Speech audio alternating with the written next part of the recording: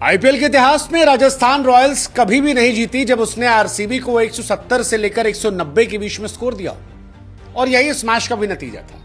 170 to 190 Jaipur पे सवाल ही नहीं पैदा होता था और नतीजा वही हुआ कि आरसीबी ने एक बार फिर रॉयल अंदाज में जयपुर के रजवाड़ों के सामने जीत दर्ज कर ली। मैं फिर कह रहा हूं 173 फॉर 4 वॉज नेवर एनफ, क्योंकि जायसवाल साहब जो राजस्थान रॉयल्स की तरफ से सबसे तेज खेलने वाले खिलाड़ी थे, उनका स्ट्राइक रेट 150 का था, लेकिन फिल सॉल्ट ने जब बल्लेबाजी की तो वो स्ट्राइक रेट लगभग 200 का था और यही दोनों टीम का डिफरेंस बना। नतीजा 17 ओवर 3 गेंद में आरसीबी ने 175 रन चेस कर दिए।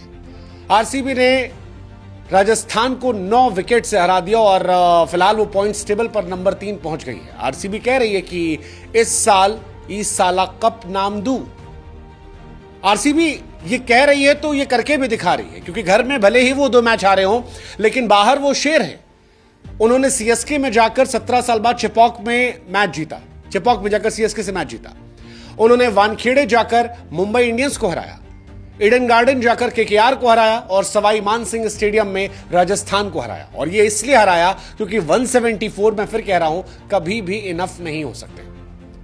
ऐसा लगता है कि आरसीबी अपने गेम को बेहतर करना चाहती है, नए नए लोगों को लेकर इस सीजन में वो एक्सपेरिमेंट करना चाहती है और वो दिख भी रहा है।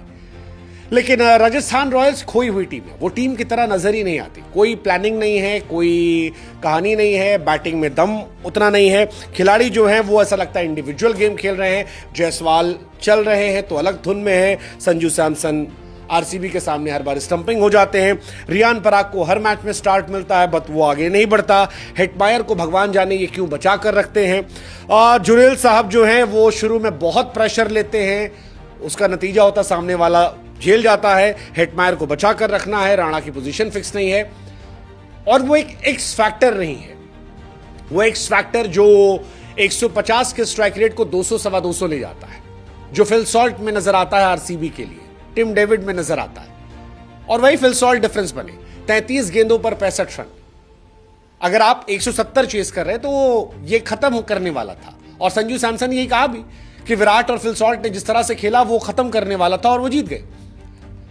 फिल सॉल्ट की तारीफ ज्यादा हो रही है क्योंकि Phil Salt player of the match बने। प्लेयर ऑफ द मैच के साथ साथ वो इंटेंट जो था वो वहां लेकर आए, लेकिन मैच को फिनिश विराट कोहली ने किया। 62 रन बनाए हैं 45 गेंदों पर। स्ट्राइक रेट कम था 137 का, लेकिन मैच जिताने की सूझबूझ थी और इसी वजह से विराट कोहली जाने जाते हैं। विराट कोहली ने इस मैच में इतिहास भी रचा।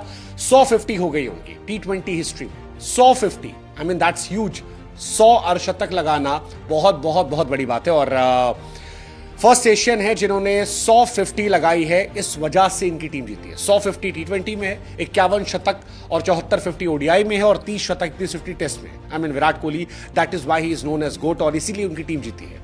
वैसे आप जीते आरसीबी वर्सेस आरआर में, अगर जीते तो आपको शुभकामनाएं, नहीं तो कल भी आपके पास मौका है। ज्यादा कुछ नहीं करना है, सिर्फ इतना बताना है कि क्या लखनऊ जो है वो चेन्नई को हराएगी।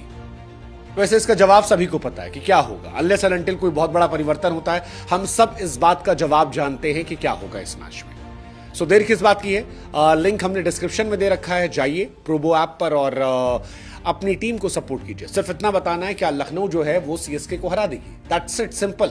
और ये बहुत टफ नहीं है, ये बहुत टफ नहीं है क्योंकि मैच चेन्नई में नहीं है। ऐसे में आप इस चीज का जवाब आसानी से दे सकते हैं।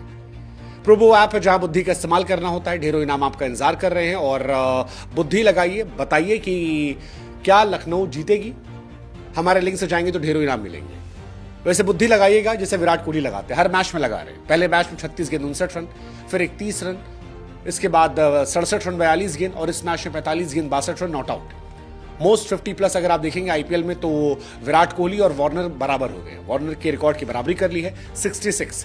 उसके बाद शिखर धवन है 53 पे, रोहित है 45 पे, डिविलियर साहब 43 पे थे, कमाल लाजवाब राहुल 43 पे हैं और रैना साहब 40 पे थे। विराट कोहली साहब का ये 250वां मैच था। पहला मैच केकेआर के सामने खेला था, हार गए थे। 50वां मैच पंजाब के सामने खेला था, हार गए थे। लेकिन 100वें मैच में वो जीते थे केकेआर के सामने। 150वां मैच सीएसके के सामने था, 200वां पंजाब के सामने और आज आरआर के सामने। इस मैच में एक खास बात और है कि देवदत्त पडिक्कल जो है वो सेकंड आरसीबी के खिलाड़ी बन गए, इंडियन आरसीबी खिलाड़ी जिन्होंने आरसीबी के लिए 1000 रन बनाए। ये बताने के लिए काफी है कि आरसीबी बीते 17 सालों में क्यों हार रही थी, क्योंकि उसके पास इंडियन प्लेयर नहीं थे जो रन बनाए। वो हमेशा से विदेशी खिलाड़ियों पर निर्भर थी। फाइनली अब विराट कोहली के बाद दूसरा खिलाड़ी आ गया है जिसने आईपीएल में आरसीबी के लिए 1000 रन बनाए। और अगर आप विराट और इनके रनों का अंतर देखेंगे तो तकरीबन आपको 6500 रनों का अंतर नजर आएगा, जो बताता है कि आरसीबी इंडियन प्लेयर में इन्वेस्ट कम करती थी, अब कर रही है, तो उसके रिजल्ट जो है वो भी दिख रहे हैं। बाकी आरसीबी ग्रीन जर्सी में हमेशा जीतती आई है, शुरू से अच्छा करते आए हैं वो, और इस बार भी उन्होंने यही किया।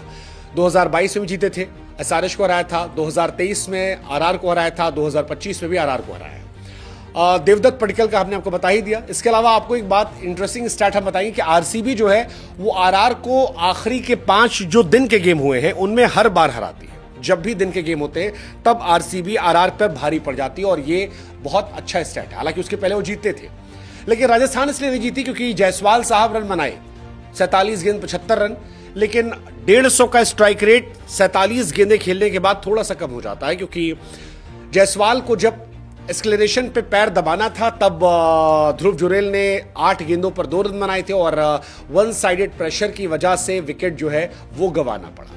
रियान पराग साहब इस मैच में उन्होंने बनाए 30 रन। स्टार्ट हर मैच में मिला है, 26 रन पिछले मैच में, 43 उससे पहले, 37 उससे पहले, 25 उससे पहले, लेकिन स्टार्ट को वो आगे बढ़ा नहीं पा रहे। संजू सैमसन साहब 15 बनाकर आउट हो गए, स्लो खेला।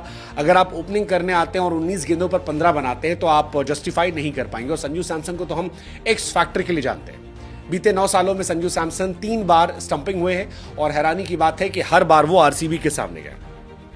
हेटमायर को ये क्यों बचाते हैं मुझे नहीं पता, मुझे सीरियसली नहीं पता कि हेटमायर को छिपा के इन्हें क्या मिलता है। बाकी आरसीबी की बॉलिंग ठीक थी। भुवनेश्वर कुमार हर बार की तरह इफेक्टिव थे, 4 ओवर 32 रन, 1 विकेट। हेजलवुड जो थे वो भी कमाल थे, 3 ओवर 26 रन। कुरनाल पांड्या कमाल थे। सुयश शर्मा जो थे वो आज थोड़े से महंगे साबित हुए। राजस्थान की बॉलिंग में तो आज सभी महंगे साबित हुए। जोफ्रा आर्चर विकेट नहीं मिला, तुषार देशपांडे पिट गए, संदीप शर्मा की आज पिटाई हुई, तीक्ष्णा जो है उनकी पिटाई हुई, हसरंगा की पिटाई हुई, पराग भी नहीं चले।